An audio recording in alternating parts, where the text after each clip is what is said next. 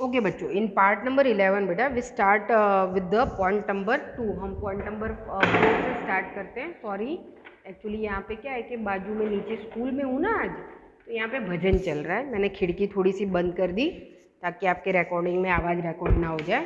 देखो बेटा, point number 4 में क्या लिखा है कि in order to sustain the human development in rural areas, health, education, pure drinking water, nutrition, food, electricity, road, banking, insurance, internet, improvement in communication and entertainment, water harvesting activities, constructing the permanent public property, development of the local industries and encourage them। लंबा चौड़ा list है। Banking है, road facility है, electricity है, water drinking facilities है, internet का improvement है, communication system को बेटर बनाना है बेटा, वाटर हार्वेस्टिंग एक्टिविटीज़ को बढ़ावा देना है ताकि पानी ज़्यादा से ज़्यादा जमा कर पाएँ, construction of the permanent public property है बेटा, बराबर, चेक डैम्स है, पौंड तालावड़ी है, ये सब बनाना है ताकि खेतों तक पानी पहुंचाया जा सके, दूसरे बिजनेस भी शुरू किए जा सकें, और कहीं ना कहीं बेटा लोकल इंडस्ट्रीज़ को बढ़ावा देना है, जिससे क्या होगा कि adopting the employment oriented programme should be undertaken, qualitative life of the rural people as well as the result oriented improvement has been the main objective. और इस तरीके की फैसिलिटीज़ को बढ़ावा देने से बेटा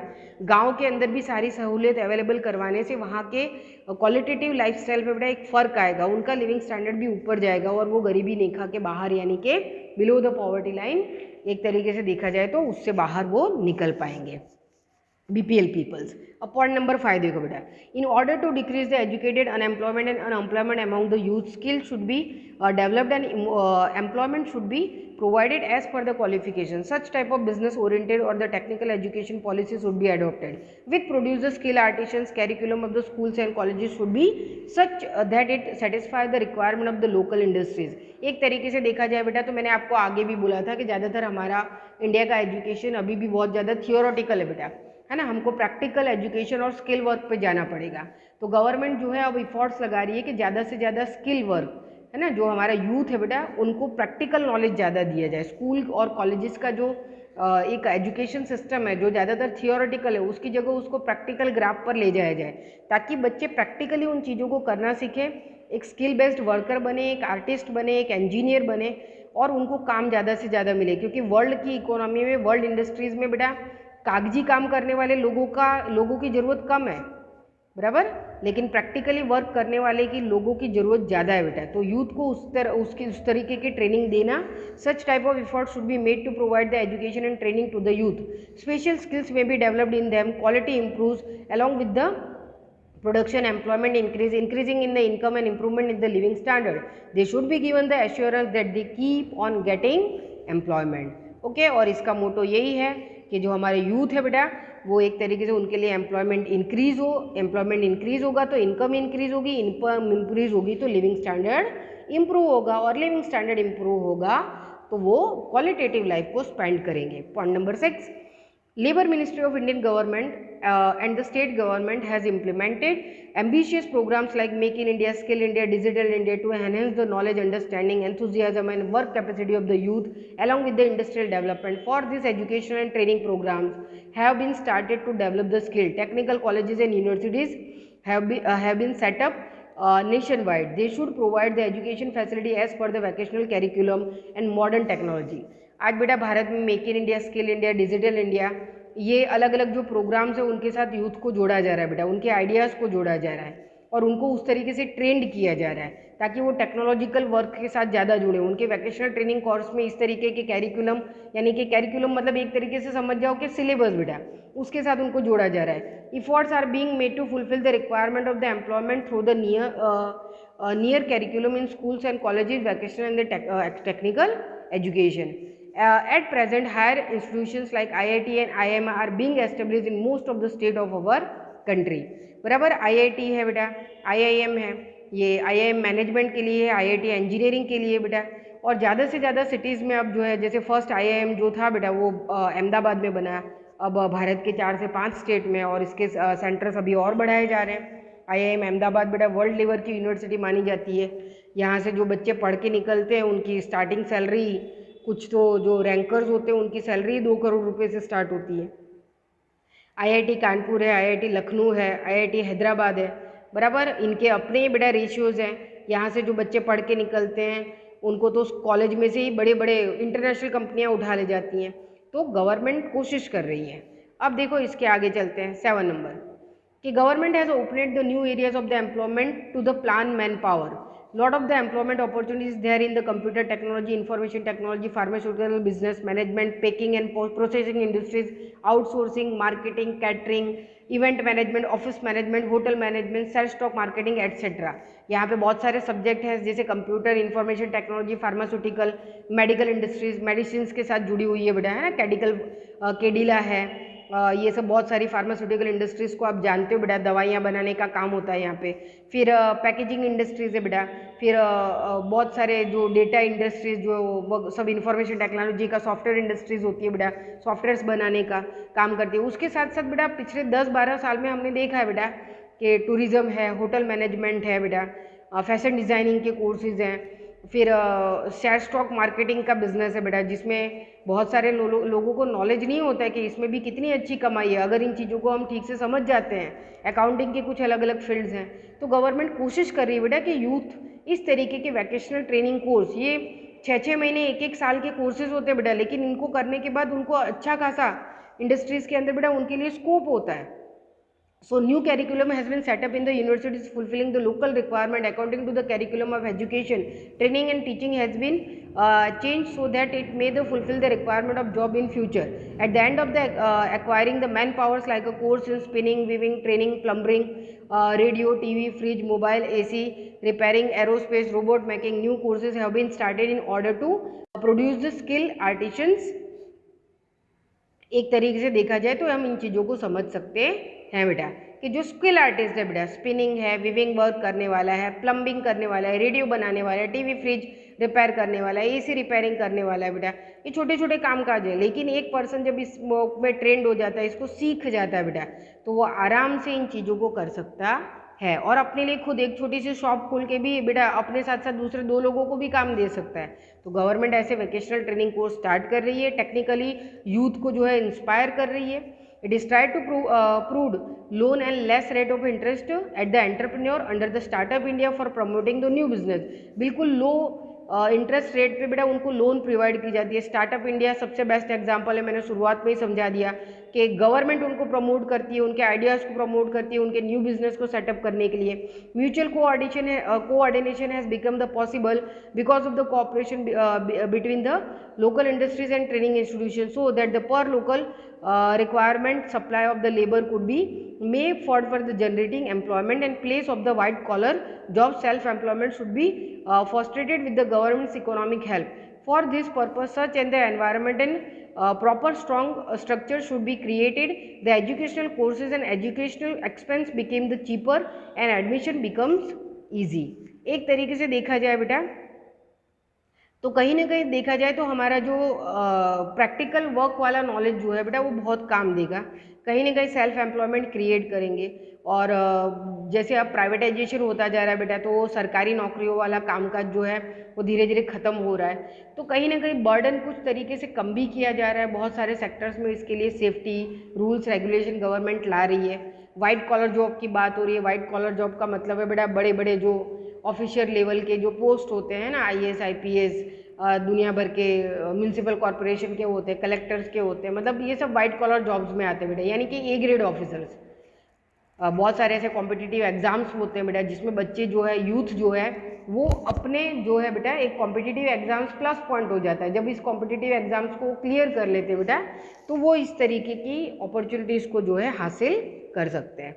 अब पॉइंट नंबर 8 आ जाता है बेटा। ओके, पॉइंट नंबर 8 में देखो बेटा इसके बाद 9 ही रह जाता है तो 8 9 साथ में ले लेते हैं और ख़त्म ही करते हैं। फिर वर्ल्ड लेबर मार्केट हम लास्ट ले लेते हैं। देखो, it is necessary that the new business industries should be set up for the industrial growth and generating the new employment opportunities invested in the essential along with the development of skill cooperation to increase the entrepreneurship among the youth. In order to promote the opportunities of the self-employment, government has started many plans for providing of the financial help at the low rate of interest for the small investment. एक तरीके से देखा जाए बेटा तो government ने जो है लो इंटरेस्ट रेट पे बेटा इस तरीके की employment opportunities, entrepreneurship, cooperative sectors, startup India, ये सब कुछ स्टार्ट किया है बेटा।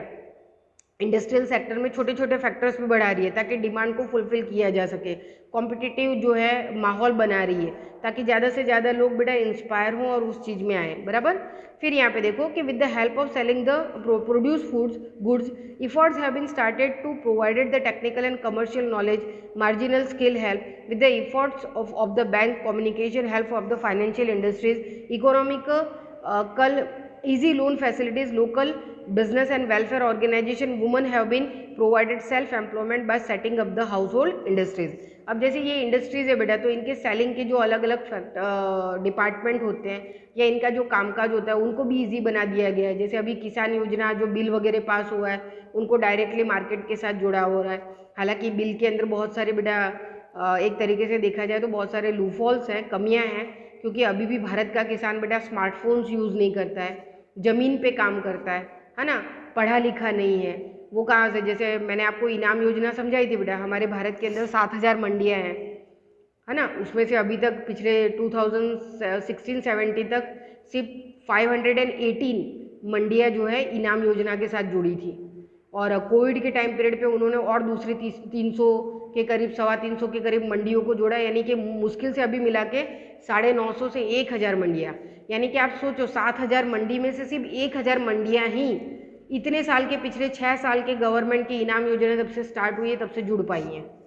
और उसमें किसान ज़्यादा नहीं जुड़ पाए हैं क्योंकि किसान अभी कैपेबल नहीं है बेटा, वो स्मार्टफोन्स नहीं रखते हैं, उनको उनके पास ऐसा एजुकेशन नहीं है, वो ऐसी ऐप यूज़ करने के लिए बेटा नहीं, उनके लिए वो फेवरेबल कंडीशंस नहीं है, वो कैसे काम करेंगे उसमें, है ना। इसके लिए तो हम पढ़े लिखे लोगों को बेटा मोबाइल यूज़ करने में, उसके सब दुनिया भर के कामकाज करने में दिक्कत आ रही है। अभी जैसे आज हम लोगों को मार्क्स एंट्री करना सिखाया जा रहा था, है ना, 20 स्टेप होते हैं, 20 स्टेप को फॉलो करने के बाद जो है मार्क्स की एंट्री होगी।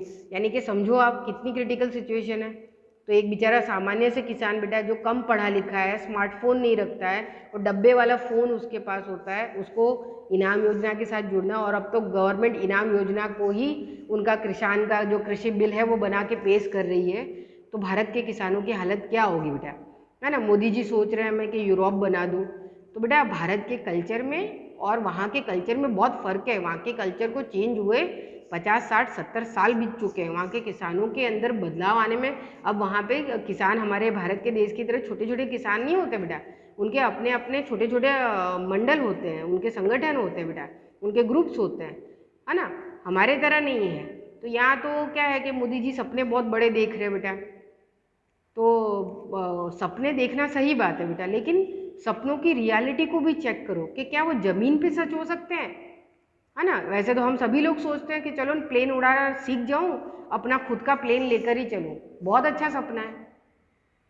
पर सबको प्लेन उड़ाना आ जाएगा तो आसमान में क्या होगा वो भी हमको पता है, और सबको प्लेन उड़ाना नहीं आ सकता ये भी हमको पता है। और सबके लिए मतलब प्लेन उड़ाना, उस खर्चे को बर्दाश्त करना पॉसिबल नहीं है। तो किसान के लिए भी ऐसा ही है बेटा, स्मार्टफोन पे काम करना, अपने फील्ड के अंदर जो क्रॉप कल्टीवेशन हुआ है, जो प्रोडक्शन हुआ है, उसको डायरेक्ट मंडी में एक ऑनर को बेच देना बहुत बड़ी बात है। तो ज़मीन पे काम करना चाहिए बेटा, सपने जो है वो ज़मीनी हकीकत के साथ जुड़े हुए होने चाहिए। मैं बुराई नहीं करी बेटा, लेकिन इस बिल के अंदर बहुत सारी गलतियाँ हैं और गवर्नमेंट को शायद हो सकता है अपनी गलती का अगर एहसास हो, आज नहीं तो कल, क्योंकि उनके सामने पिछले 6 साल पहले उन्होंने जो इनाम योजना स्टार्ट की थी बेटा, बराबर उस इनाम योजना में कहीं से भी वो सक्सेसफुल नहीं हुए हैं और उसी इनाम योजना को उन्होंने आज का कृषि बिल बना के पेश कर दिया है। तो बेटा सोच सकते हो कि एक आम किसान जो है कैसे जुड़ेगा इन स्मार्ट तरीके के सिस्टम के साथ, बराबर। तो बड़ी तरीके की दिक्कत है बेटा, उस गरीब इंसान के बारे में सोचना चाहिए, कम पढ़े लिखे लोगों के बारे में सोचना चाहिए, है ना, मेरे जैसे लोगों के बारे में सोचना चाहिए जो मोबाइल जैसी चीज़ों से बहुत दूर रहना पसंद करते हैं। तो बड़ा ही ये जो माहौल है बड़ा हताशा वाला है बेटा। जिस चीज़ से हम बहुत ज़्यादा नफरत करते हैं उस चीज़ के साथ अगर हर वक्त हमको जुड़ना पड़े तो थोड़ी सी दिक्कत हो जाती है। कभी कभी ऐसा होता है कि जब हम मैन टू मैन वर्क करते हैं बेटा, इंसान आमने सामने एक साथ डीलिंग करता है तो उसमें इमोशंस होते हैं, उसमें ट्रस्ट होता है, उसमें फीलिंग्स होती है, उसमें भरोसा होता है। किसानों के साथ भी ऐसा ही है बेटा, मंडियों में उनका भरोसा था। सरकार ऐसा बोल रही है कि मंडी में करप्शन होता था, मीडिएटर्स होते थे, ब्रोकर होते थे जो उनको एक्सप्लॉइट करते थे। तो बेटा इस योजना में भी मीडिएटर तो है ही, बराबर। अभी भी ऐसा नहीं है कि कंप्लीटली मीडिएटर निकल गए हैं, यहाँ भी उनका शोषण तो होना ही है। हो सकता है बहुत गलत होगा और वो दिख रहा है। इंटरनेशनल जो कंपनियां हैं बेटा वो भी इसमें एंट्री करेंगी, वो उनका गलत तरीके से शोषण करेंगी और फिर ये तो वो अंग्रेजों वाला हाल हो जाएगा। ब्रिटिशर्स ने 200 साल पहले यही किया था, याद होगा आपको ने 8th स्टैंडर्ड में पढ़ा था। लैंडलॉर्ड्स को उन्होंने क्या दे दिया था, पहले उनके हाथ में दीवानी राइट्स है, टैक्सेस कलेक्शन उन्होंने डायरेक्ट नहीं किया, उन्होंने जमींदारों को अपना ग्रुप पर्सन बनाया, जमींदारों के ऊपर ये जिम्मेदारी डाल दी तुम टैक्सेस कलेक्ट करो। जमींदारों ने अपना मुनाफा लेने के लिए, ब्रिटिशर्स को टैक्स पे करने के लिए फार्मर्स के ऊपर और भी बर्डन बढ़ाया। तो ये कुछ ऐसा ही होगा बेटा, तो समझने वाली बात है, ठीक है। एक छोटा सा किसान है बेटा, छोटा सा खेत है उसका, सरकार को सोचना चाहिए और जो उनकी गलतियां हैं वो उसको जरूर सुधारनी चाहिए, ठीक है। दुनिया आगे बढ़ रही है बेटा, नए के साथ जाना तो पड़ेगा, हिम्मत करनी तो पड़ेगी, सीखना तो पड़ेगा बेटा, लेकिन अचानक नहीं सीख सकते बेटा, धीरे धीरे सीखना पड़ेगा। उनको पहले एक स्टेप सिखाओ, वो सक्सेसफुल हो जाए, दूसरे स्टेप पे ले जाओ, वो सक्सेसफुल जो है तीसरे पे ले जाओ। पर अचानक से तो एक पूरा ढांचा, एक फिजिक बना के छोड़ देते हो कि बस ये हो गया, तुमको कंप्यूटर मोबाइल दे दिया, अब हमारा काम खत्म, तुम जानो तुम्हारा काम जाने। ओके, तो ऐसा नहीं होना चाहिए। चलो अभी लास्ट पॉइंट पे आ जाते हैं। आप लोग सोच रहे होंगे कि मैम जो थोड़ा गुस्से में है, सही में गुस्से हूँ बेटा। एनडीटीवी पे रविश कुमार का रिपोर्टिंग देखना, परसों ही आया बेटा, बड़ा मज़ा आया, इनाम योजना के ऊपर था। अगर तुम देखोगे शायद आई थिंक 25 डेट का है, दोपहर में आया था लगभग 12 बजे के करीब। और अगर उसी को आप 24 डेट में देखोगे ना बेटा तो रात के 9 बजे आता है प्राइम टाइम, रविश कुमार के साथ। आप देखना पूरी इनाम योजना उन्होंने समझाई है और पिछले 6 साल में वो कितनी सक्सेसफुल हुई है इसके बारे में भी वो बहुत अच्छे तरीके से बताते हैं। तो इसको जरूर देखना बेटा, आपको अच्छे से क्लियरिटी हो जाएगी।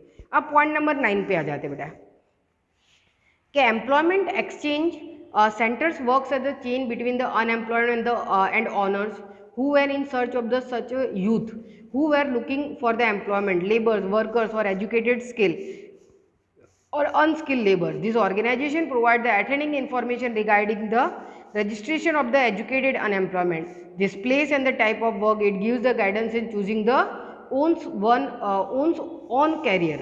These centers provide the sufficient information through the magazines like Rozgar Karkardi, underline karna beta, Rozgar Karkardi.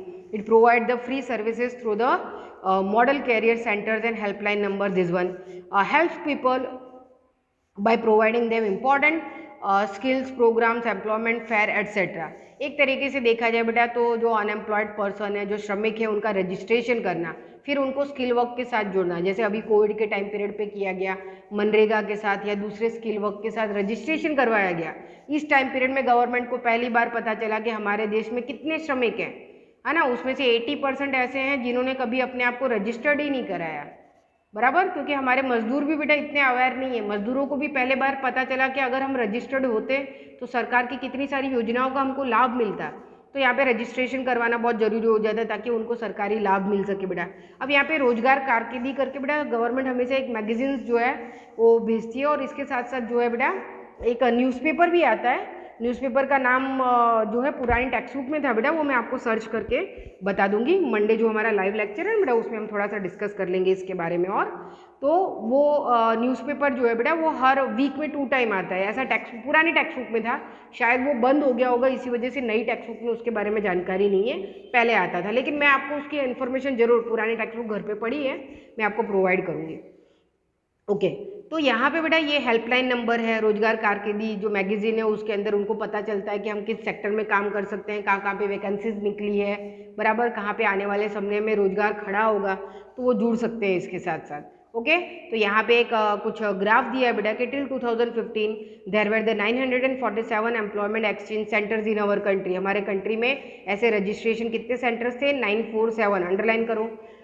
In which till 2013 462.23 lakh unemployed had registered. कितने रजिस्टर हुए बेटा, 4,68,00,000 के करीब। And all over the country while the Gujarat 8.30 lakh, Gujarat के अंदर 8.5 लाख के करीब बेटा अनएम्प्लॉयड पर्सन ने अपने आप को रजिस्टर कराया था। ओके, तो अंडरलाइन कर देना इसको। और यहाँ पे हमारे बेटा अनएम्प्लॉयमेंट को, एक तरीके से बेरोजगारी को हटाने के जो स्टेप्स हैं हमने देख लिए हैं, इसको अच्छे से लर्न कर लेना बेटा। रीजंस ऑफ पॉवर्टी लर्न कर लेना, पॉवर्टी को रिमूव करने के स्टेप्स लर्न कर लेना, और अनएम्प्लॉयमेंट को रिमूव करने के स्टेप्स लर्न कर लेना, और पीएपी प्लान लर्न कर लेना बेटा। बराबर, ये 4-5 क्वेश्चन ऐसे हैं जिसमें से 1-2 क्वेश्चन बेटा एग्जाम में आते ही आते हैं। ओके, तो आपको इनको अच्छे से लर्न कर लेना है। चलो, ये 5 क्वेश्चन तो अच्छे से कर ही डालना बेटा, क्योंकि ये मेन डिटेल क्वेश्चन है। ओके, ठीक है। चलो, अब इसके बाद लास्ट में हम आ जाते हैं world labour market. Okay, world labour market को हम लास्ट वाले पार्ट में देख लेते हैं। चलो, है ना, वर्ल्ड लेबर मार्केट हम